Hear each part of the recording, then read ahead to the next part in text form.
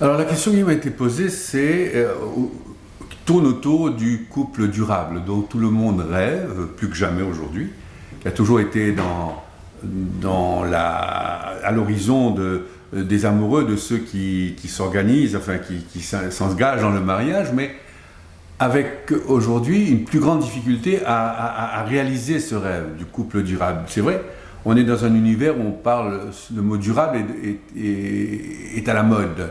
Tout est durable, l'économie durable, l'écologie durable, tout est durable, sauf ce domaine, effectivement, du couple durable qui semble rencontrer beaucoup de difficultés. Alors pourquoi? D'abord, c'est étonnant qu'on me pose la question à moi, prêtre, célibataire, depuis une cinquantaine d'années, engagé dans le sacerdoce, mais si je peux apporter quelques éléments de réflexion, je dirais que c'est surtout parce que depuis 50 ans, en effet, une part essentielle de mon travail de prêtre, de mon ministère de prêtre, de mon service de prêtre, c'est auprès des couples que j'accompagne. Et c'est un grand privilège aussi, c'est un grand challenge, un grand défi à relever, mais aussi un grand privilège qui m'amène à dire, après ce long parcours, ce long cheminement dans l'Église comme prêtre avec les couples, de dire qu'aujourd'hui, si je continue les prêtres doivent continuer d'exercer le ministère dans le célibat, c'est essentiel qu'ils aient auprès d'eux, pour les accompagner comme compagnons de route, des couples. Et ça, je dois dire que depuis plus de 40 ans, je vis ce privilège-là d'avoir eu à mes côtés des couples avec qui on a fait un bout de chemin. Autrefois, je disais, quand je voyais les couples qui se cassaient la figure, je me disais, je vais prier pour eux, mais je le faisais un peu du bout des lèvres, parce que je me disais, ils auraient dû avoir fait le bon choix comme moi. Et puis je me suis rendu compte, au bout d'un certain nombre d'années, que je ne pouvais pas prétendre être un prêtre heureux, épanoui dans mon sacerdoce, si j'avançais sur un champ de bataille couvert de cadavres de couple. Ça n'avait pas de sens. Et surtout dans l'Église, parce que je pense qu'aujourd'hui, cette responsabilité pastorale, elle repose autant sur les laïcs que sur les prêtres et les baptisés, et surtout, je dirais, sur des couples engagés, parce que qu'est-ce qui se passe? C'est que ces couples, beaucoup d'entre eux qui témoignent de ce défi à relever quotidiennement, de cette bagarre quotidienne pour réussir leur couple, me donnent envie aussi à moi de me battre comme prêtre pour réussir mon sacerdoce. Alors voilà un petit peu, la toile de fond, le background sur lequel j'ai été amené à réfléchir sur cette question des couples et la durabilité des couples. Alors aujourd'hui, après toutes ces années, j'ai fait deux constats en accompagnant les couples dans leur parcours matrimonial, conjugal. C'est aujourd'hui deux choses. Je crois qu'un couple, pour moi, dans tout ce que je vois, je ne prétends pas avoir étudié le cas des couples sur le plan universel, mais ceux que j'ai accompagnés, ou ceux qui sont venus à moi en général, très souvent, beaucoup plus de couples avec des difficultés à affronter, plutôt que des réussites. En général, quand un couple réussit, il avance sans avoir besoin d'être tout le temps en référence à quelqu'un d'autre pour l'aider. Mais disons que ce que j'ai constaté, c'est que pour moi aujourd'hui, réussir son couple, à mon avis, on ne peut pas le réussir uniquement en comptant sur ses propres forces, sa puissance psychologique, biologique, physiologique, et uniquement avec à la force de ses poignets, de son hémoglobine, de ses cellules grises, réussir son couple.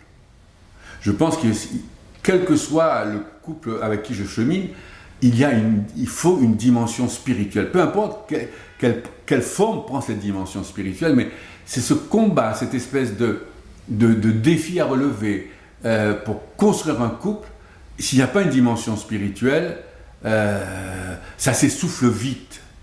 Pour la bonne et simple raison qu'il faut une sacrée dimension spirituelle pour sortir de cette dimension, j'allais dire, très égocentrique, très centrée sur la personne, sur l'individu, qui doit sortir de lui-même, mourir à des tas de situations, d'aspirations où il est toujours le centre de son univers, pour mettre l'autre au centre de son univers, pour faire de la place à l'autre. Donc ça suppose une manière d'aimer qui suppose de mourir à des tas d'attentes, parce qu'on a beaucoup d'attentes sur le conjoint qu'on choisit, Et le conjoint ne peut pas toujours répondre, combler nos attentes. Alors, donc il faut accepter de prendre l'autre comme il est et ne pas avoir fabriqué un moule pour le faire entrer dedans. Donc ça suppose donc un dépouillement d'un tas de rêves, d'un tas d'aspirations, et d'accepter que l'autre, il vient lui aussi avec son histoire personnelle. Alors ça, c'est une première chose, et ça suppose donc, à mon avis, pour vivre cette espèce de dépouillement de soi-même, pour faire la place à l'autre dans sa vie, mettre l'autre à la première place, et aimer l'autre non pas pour l'amour qu'il peut me donner, pour l'intérêt de mon épanouissement personnel, mais pour l'épanouissement de l'autre, pour le bonheur de l'autre, c'est très difficile. Et c'est comme ça que très souvent, il m'arrive de poser des questions à des couples le jour de leur mariage. Je dis, pourquoi vous êtes venu ici là, pourquoi vous avez choisi cette personne, ce conjoint à côté de vous? Alors, si c'est pour être heureux, moi d'abord, pour que cette personne me rende heureux, bien vous n'avez rien à faire là. Vous n'avez strictement rien à faire là. Mais par contre, entrer dans le mariage avec la perspective d'être heureux du bonheur de l'autre, de trouver réciproquement cette avancée vers la construction de cette unité à deux, et non pas moi d'abord, moi le centre de tout, comble-moi et puis tu gagneras ta vie comme tu peux. Ça c'est pas possible. Par contre, entrer ensemble avec le souci du bonheur de l'autre, aimer l'autre, pour l'épanouissement, pour permettre à l'autre d'aller jusqu'au bout de lui-même, pour permettre ce que je dis très souvent, la création de l'autre. Continuer la création de l'autre, parce que je crois que nous n'avons pas fini de devenir qui nous sommes, ce que nous sommes destinés à devenir, et alors le regard de cette personne qui nous aime, qui nous rend unique, va nous permettre d'aller jusqu'au bout de nous-mêmes, de cette vocation unique de cette personne, lui permettre d'aller jusqu'au bout de lui-même, et réciproquement. Alors voilà pourquoi moi je crois que cette dimension spirituelle est importante. Ça c'est une première chose. Et puis la deuxième chose, c'est que je crois aussi qu'un couple seul est un couple en danger. Parce que je crois qu'il faut aujourd'hui, très vite que des couples se retrouvent avec d'autres qui sont prêts à se battre. Dis-moi qui tu fréquentes, je te dirai qui tu es, je te dirai ce que tu vas réussir.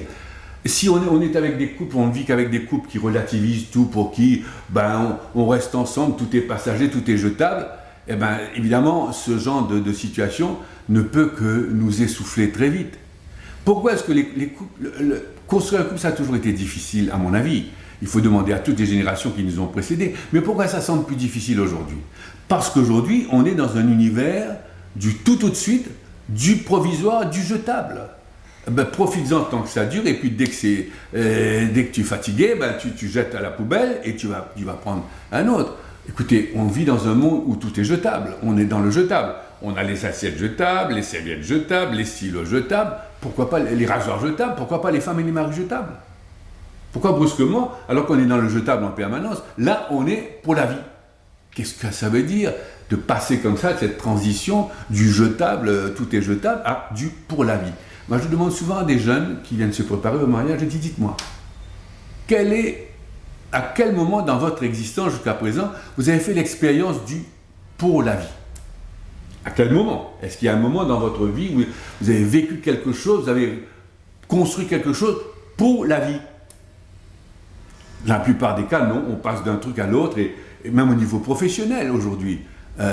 Autrefois, on faisait carrière dans un métier sur pratiquement toute son existence, sur 30-40 ans. Aujourd'hui, moi, je vois autour de moi des jeunes, dans ma propre famille, je vois mes neveux et nièces, qui sont, après 10 ans de vie professionnelle, ils ont déjà changé 3 ou 4 fois de boulot. Toujours pour s'améliorer, pour aller toujours plus loin, pour relever des défis. Alors, c'est dans ce contexte-là qu'on vient dire la construction d'un couple dans le durable, c'est pour la vie. Qu'est-ce que ça veut dire? Alors c'est très intéressant aujourd'hui de voir comment, avec le Covid et tout, il y a de plus en plus, je vois la publicité non seulement à l'île Maurice, mais dans d'autres pays, où on est en train de plus en plus de parler, de réparer les choses. Aussi bien les téléphones que les appareils ménagers. Autrefois, dès que ça cassait, c'était fait pour être cassé, on jetait, on allait acheter un autre. Maintenant, on vient vous dire non, on recycle.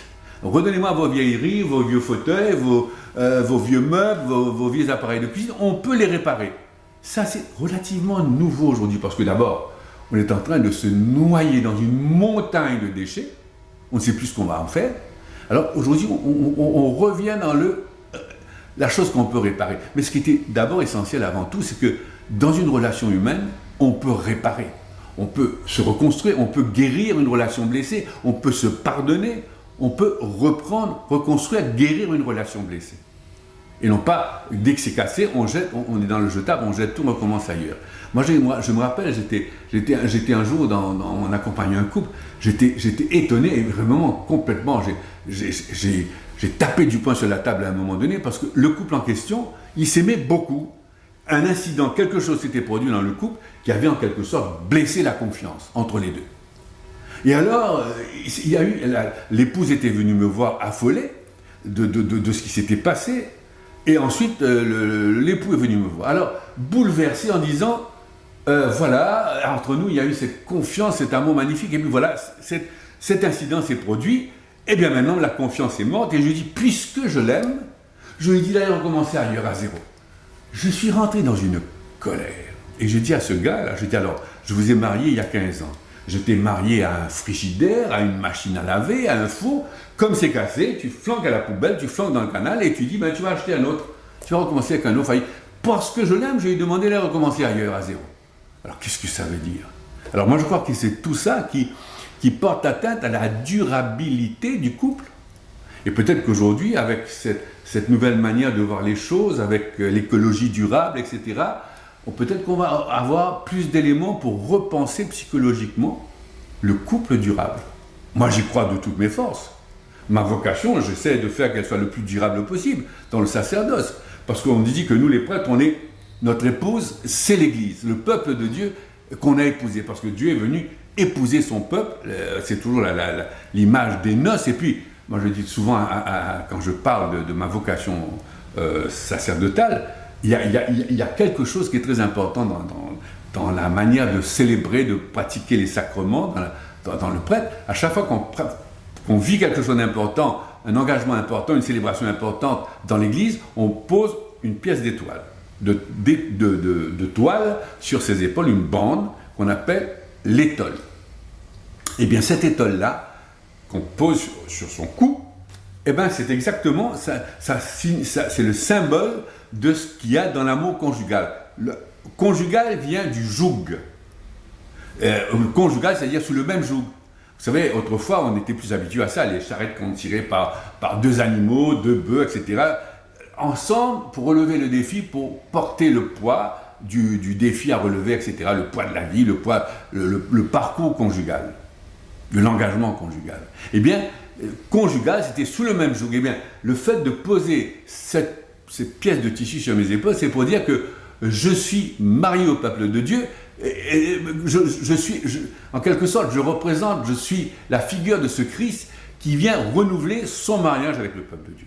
C'est aussi un amour conjugal. Donc voilà pourquoi je crois que, pour moi, je crois en l'amour conjugal, mais un amour qui se construit sans cesse, qui n'est pas donné une fois pour toutes. Les couples qui viennent se marier devant moi, ils sont assis dans le fauteuil, dans le cœur le jour de leur mariage, comme si ça y est, ouf, on a eu ce qu'on voulait, maintenant on va pouvoir se reposer. C'est faux. C'est maintenant que ça commence. C'est à ce moment-là que ça commence.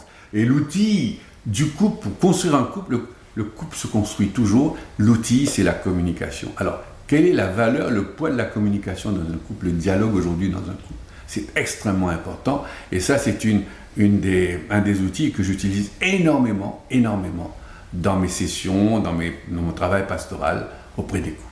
Alors voilà un petit peu les quelques éléments, quelques images que je peux donner vues de l'extérieur, parce qu'encore une fois, je ne suis pas marié à une épouse avec une famille et des enfants, mais à force d'avoir accompagné des couples, c'est eux qui m'ont appris tout ça et que je suis capable de redonner aujourd'hui aux couples qui m'écoutent ou qui sont en face de moi.